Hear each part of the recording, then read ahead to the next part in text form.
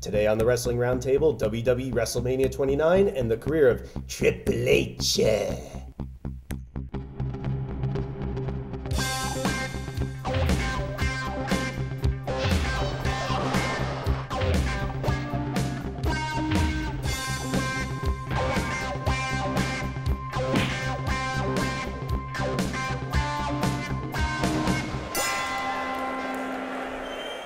Welcome to the Wrestling Roundtable. I'm the host, Eric Santamaria. I worked in professional wrestling at Ring of Honor for over 8 years, but that's in the past, and we're going to look into the past a little later on, but right now we're going to talk about the present. WrestleMania 29 happened last week, and before I get into the introductions for the rest of the panel, something that also passed was one of my favorite critics, my favorite movie critic, Roger Ebert. And I wanted to mention something about Roger Ebert right at the beginning because he was a real inspiration for me in terms of criticism. Now, criticism, like a lot of words, has a negative connotation to it, even though the word itself is actually neutral, like manipulate.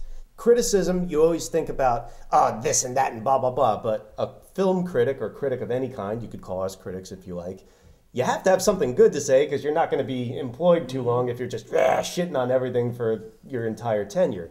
So when you think critically about something, it might be analyzing something, looking at something deeper. And that's something Roger Ebert always inspired in me, looking beyond and seeing the bigger picture. And he did that with film. Hopefully we have done that for professional wrestling and mixed martial arts for a lot of you. And I think we have done a good job of that for the most part over the past 5 seasons, 5 years, however long we've been doing this. So in that spirit, hopefully you get more of that sort of idea out of the Wrestling Roundtable. And this is the Wrestling Roundtable making up the panel this week.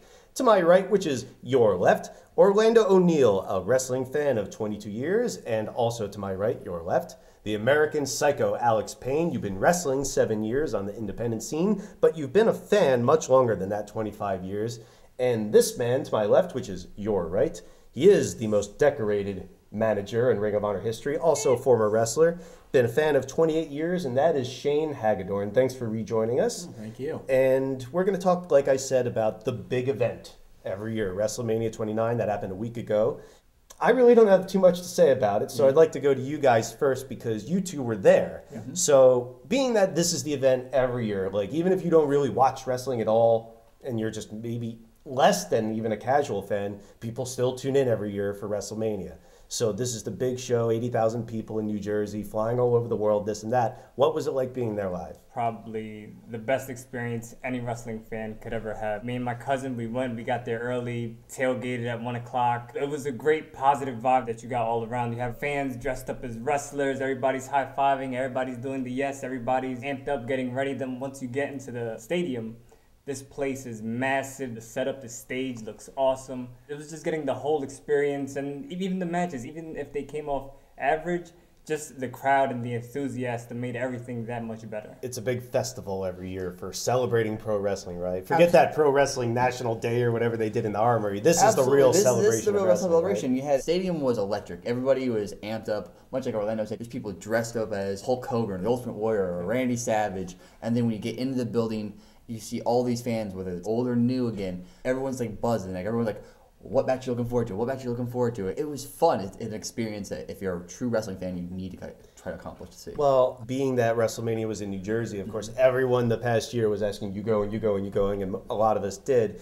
But for myself, after WrestleMania happened, I was kind of glad I didn't go through the trouble. That's just me. And I think it's funny because being on the road for so long with Ring of Honor, of course, everyone started doing what Ring of Honor initiated, leeching off WrestleMania every year, which is a smart thing to do.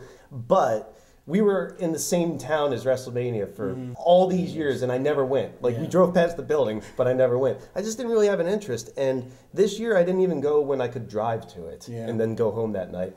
And it just didn't really do much for me. It wasn't a bad show. Like, overall, I thought it was good. 27 was awful. 28 was better. It was a good show. I enjoyed it last year. This year, maybe it's a bigger crime to be more boring than bad, but I was just not interested. But none of the build-up for the matches particularly. No, nothing hooked me. But the first hour was probably the most enjoyable overall. And you liked or at least wanted to talk about those matches, mid-card matches. Especially the 6-man, the opener with the Shield, and coming from where we came from, watching two of our guys in Seth Rollins and Moxley.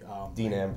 Dean Ambrose. I never remember his name. I think he's more like Sam Rockwell and... yes, but like seeing two Confessions of of our Dangerous guys, Mind. two of the independent guys who are now opening WrestleMania against 3 former world champions. Like, that was a huge deal from an independent wrestling standpoint to see that that was opening the show, and the fact that they've been used and built so strongly. It started the show on a really positive vibe.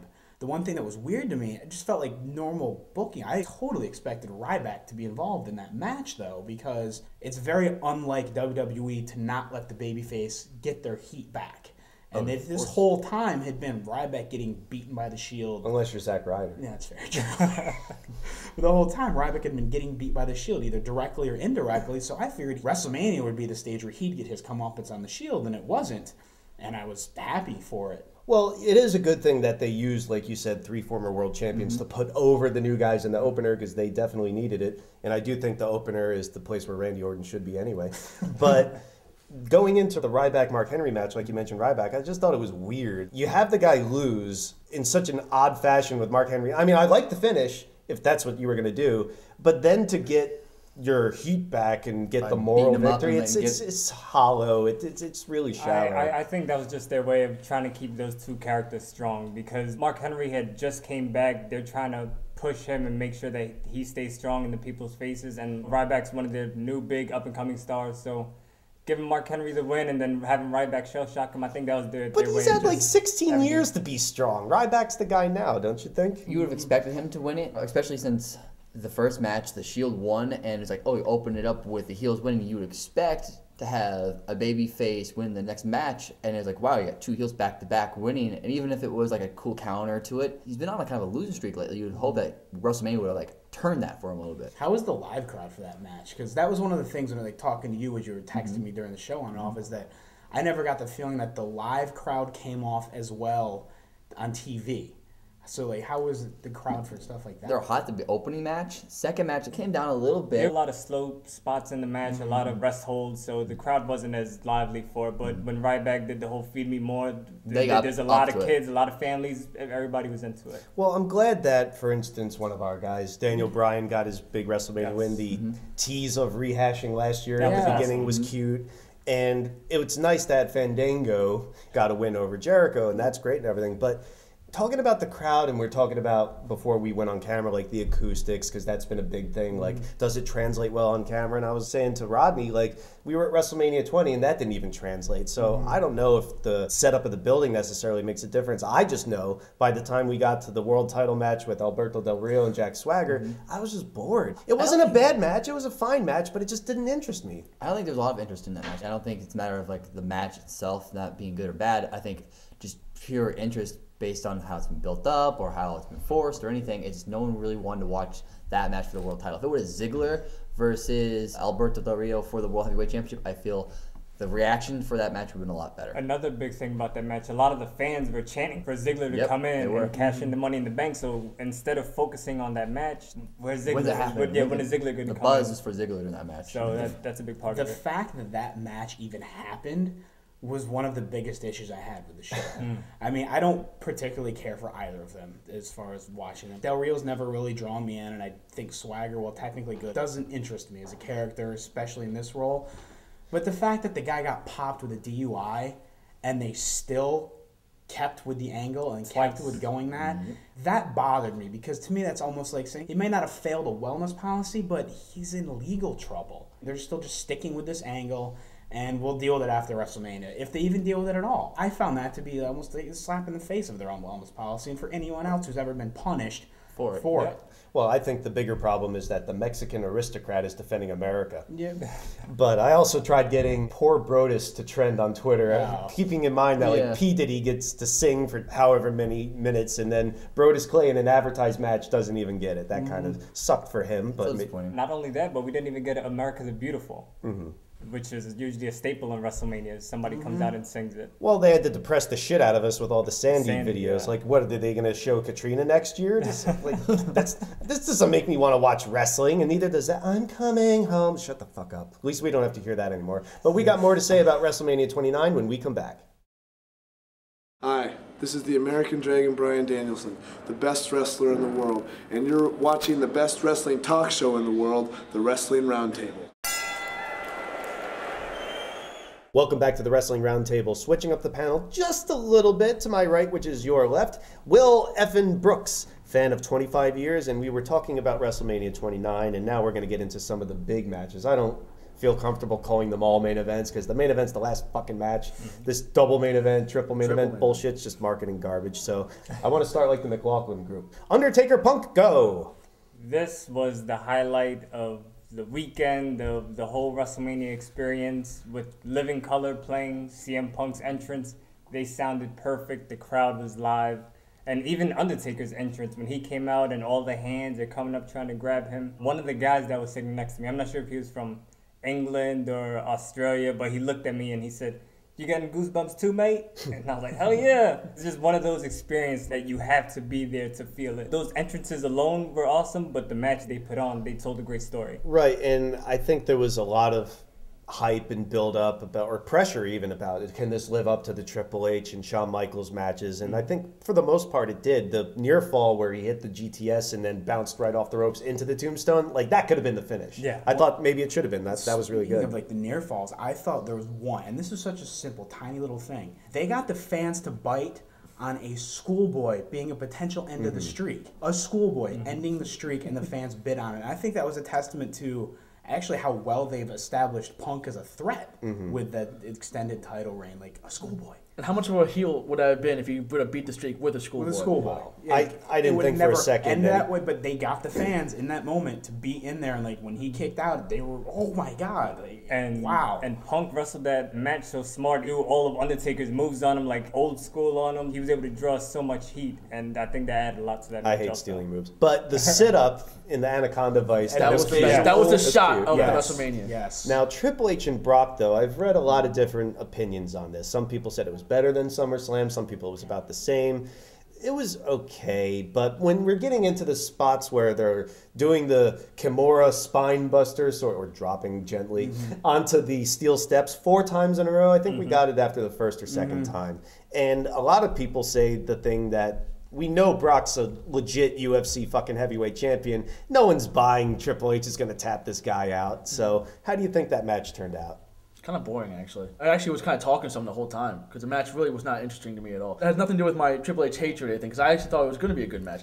But, It was okay. Yeah, Like, but it wasn't anything special. And like the stipulations, you're supposed to think something cool. And so it's like, oh, it's a no holds barred. Wasn't the last fucking match a no holds barred? and the guy who wrestles once or twice a Yeah, year. it's going to be a retirement match. How does Triple H winning help the company at all? It does not further anything. It does not help anything. I just didn't get it. The match was boring. Triple H and the ending made Undertaker no win sense. again. Ooh. But not only that, it's kind of like if you're Triple H, why would you book yourself to go on after Punk and Taker? Like the crowd was totally invested for that. In and his they were kind of defense- drained for. In his for defense, Taker. like even on the WrestleMania DVD, and I'm sure you could just as easily say he's saying it after the fact to cover his ass, but he was saying like at WrestleMania 18 how we've all said Hogan Rock should have been last, and he was like, we know that, but Vince wanted it that way, so maybe he said it. Yeah, that was the only thing I said to Alex. I was kind of curious about how everything comes off live versus how it comes off on tape, and I said the same thing. I think that was just a case of bad placement on the card. The crowd being less into that match than they were into Punk and Undertaker, and they were back for the main event, though. A running So, theme like- of Triple H WrestleMania matches. Yeah. Trying to follow Shawn Michaels and Taker was a huge mistake of his too.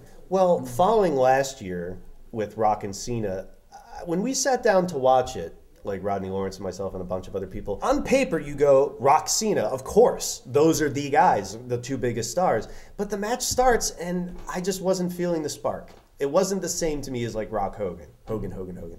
But this year too, it was like, these guys don't seem to have much chemistry to me. Like the first half of the match It was was horrible. Really boring shoulder block, drop bullshit before they got into the we have 3 moves, reversals, and counters sequences. But some of those were pretty good. Yeah. That being said, like I know a lot of people were shitting on and booing when Rock handed over the belt and was putting over Cena.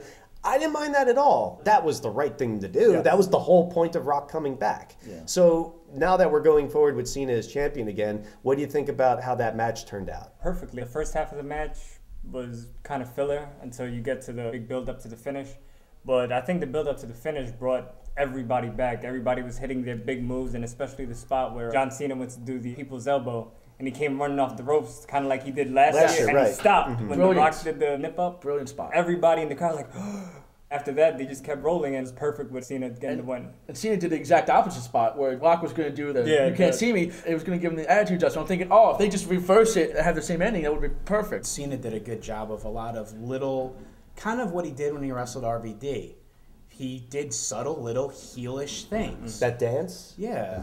That Raw the next night too. He did the heel turn. That was But funny. like he during the match, he just did subtle It's little. never coming, give it up. Little heel things. gotta come. Not full on, but Cena's pretty strong with knowing his role. He's a good worker. Exactly. he's a great worker. So the crowd he knows is going to be on him. So there were little tiny things that he did here and there that were kind of agitating to the crowd. Doing that with the people's elbow. The learning spots The were rock good, bottom yeah. itself, which by the way, the Rock takes the rock bottom better than anyone else. He still doesn't do the sharpshooter better than No. But the only issue I really had with the match was at the end when they started doing the counters, and that just comes more from the fact that these aren't two guys, I don't know if I want to say creative in that, but they didn't have a lot. So their counters for the rock bottom, for the attitude adjustment, were just the same thing on repeat. But the crowd... Yeah, the crowd ate it up. Just for me, it was kind of like repeat, the same thing over and over again for that. But we all knew that's how the crowd was going to react at the end. Do you guys remember the time when finish actually meant the finish of the match? Yeah. Like I just can't remember a time when that happened. And people didn't steal others' finishers to be insulting. I don't see fucking Warrior doing a leg drop to Hogan. It was ridiculous. But like the match this year was better than last year's match. And yes, they don't have great chemistry, but they're still good workers. They still know how to pull off a good match. What's funny is that actually turned into a giant Scott Hall meme on Twitter. The whole next day, when he was going in for his hip surgery, and he just kept making jokes about how he was going to kick out of the anesthesia, and kick out of the surgery. He was watching it saying, they're kicking out of everything. Well, he's got to kick out. He's been putting alcohol over for way too long.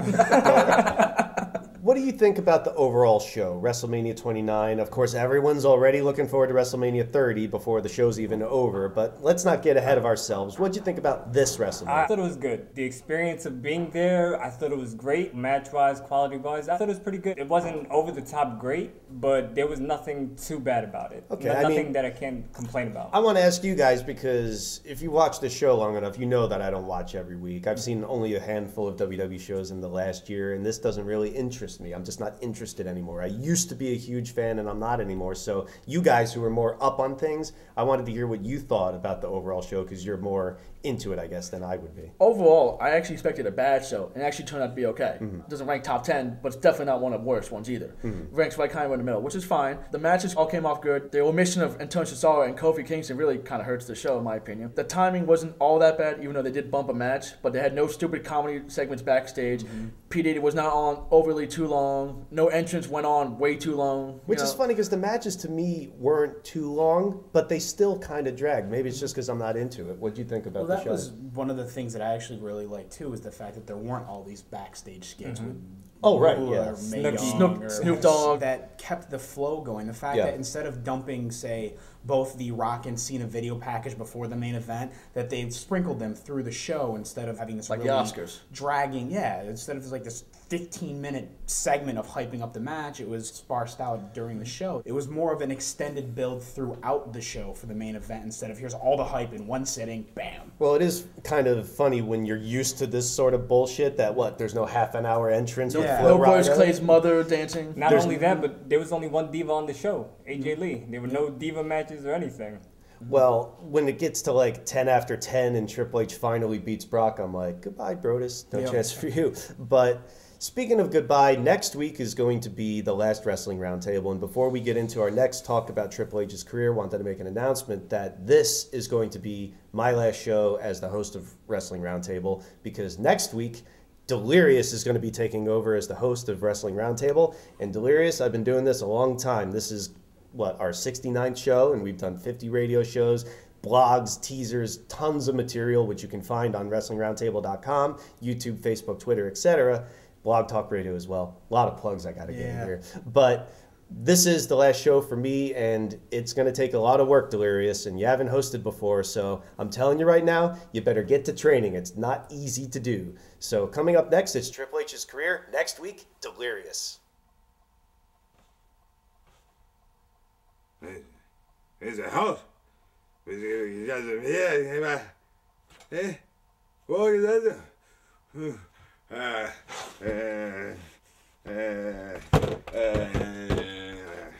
Train. I mean, I was in a host and it's going to show and I'm going to go host it. This is going to roundtable like this. I'm just going to train and I'm going to train to do this.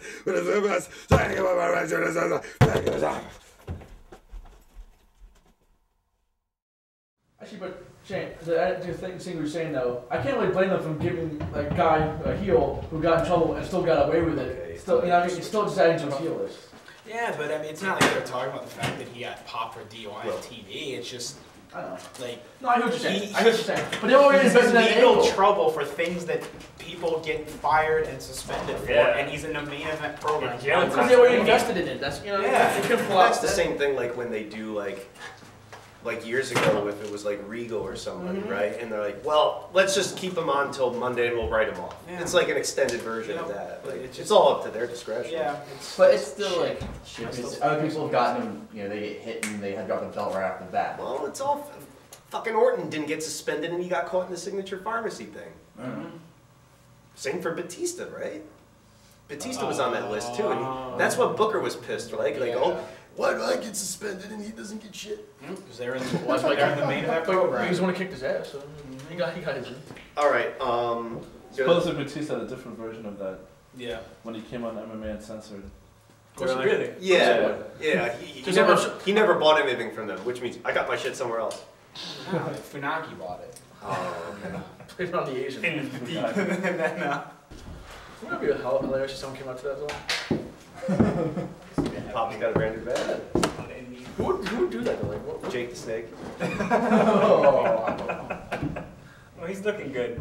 Yeah, Jeff Hardy. He definitely needs to get inducted next year at this point. What's gonna be new If, order? if he doesn't fall off and Yeah. he's still on the straight and narrow, yeah, they should definitely induct him. it infuriates me, in a completely unrelated, that fans were willing to give Scott Hall money to get surgery. Me too. I said the same shit. Like Surgery for what? $28,000 or whatever for hip surgery. Yeah, $80,000. He did a Kickstarter for a hip surgery. Right. Went on the Facebook group. You might have seen it, but I was like, look, I don't want to begrudge anybody for giving another chance and hoping for the best and everything, but how much did this guy sign for in '96 again? Yeah. And he had the favorite nations clause, so he just kept picking Yeah. raises Money upon fucking raises. piss away and Literally. drugs and bullshit and we're I wish fucking like pay for his hip I could surgery. make as much money as he could and put it away and have to retire Yeah. nicely instead of I blew away Yeah, like millions. Nash has a beachfront house that he like kicks his feet up on and drinks wine every night in fucking Scott Hall. Well, why didn't Scott Hall just call his best friend up? Yeah. Well, they could have done that too. Hey, I was- $28,000 is a drop in the fucking bucket for them.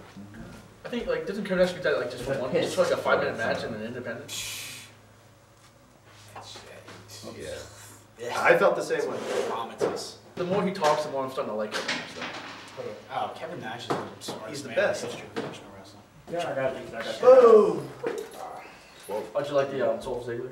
Yeah. That's my favorite thing because he found a champion now. Because last year we were talking about that. He's champion? He cashed in the night after WrestleMania. He cashed in, What was that shit? Yeah. All right. and he was crowd was nuts.